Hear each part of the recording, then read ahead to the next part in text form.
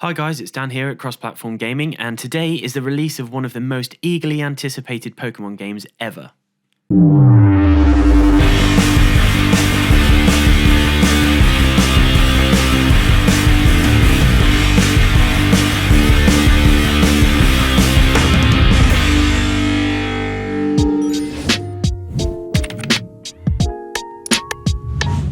Pokemon Legends Arceus, or Arceus, however you want to say it, is the first ever open world Pokemon game, but can it live up to the hype? Well, after a few hours of gameplay, here's XPL's first impression with everything you'll need to decide if this does indeed live up to the hype and if it's the right game for you. First up is something that's been bothering me right from the very first trailer, the graphics.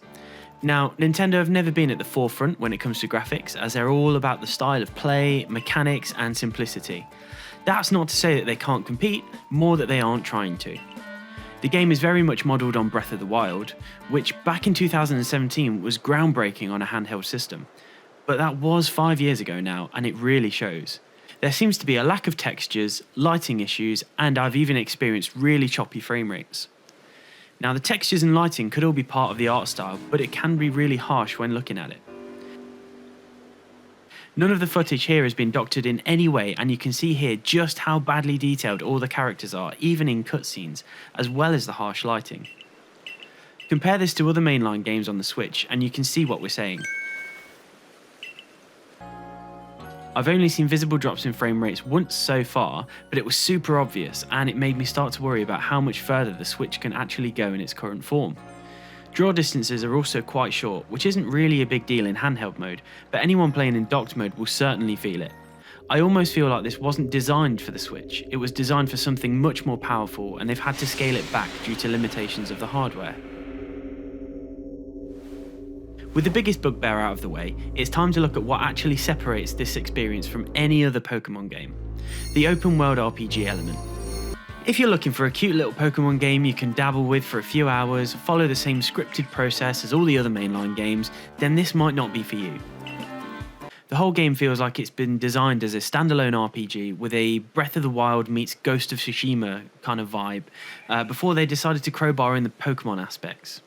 The Pokédex becomes more of a bestiary, with catching the Pokemon not being the focus, more like you needing to catch 25 or so of the same species, defeat the same amount, catch different variants, etc, before you could complete a single entry.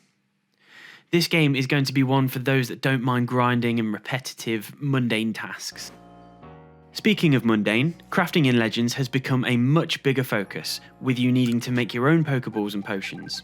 You can of course buy these from vendors, but there is a heavy emphasis on crafting, and wouldn't you know it, the materials you need for crafting are found out in the world and require harvesting manually or getting your Pokemon to break or damage things to receive them. You can also get items as drops from Pokemon battles or handing in quests, but you'll mainly be on the lookout for them as you traverse the world.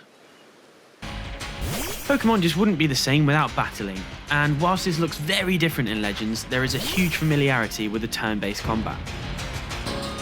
The little quirk here is that you can move around in third-person viewing and controlling the fight, even getting tripped over if you stand in the way of an attacking Pokemon.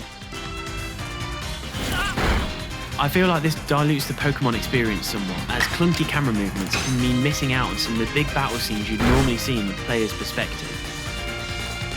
Of course, battling isn't the only way to catch Pokemon though. You can crouch around, hide in tall grass, and capture Pokemon without any of your partner Pokemon ever being introduced to the field.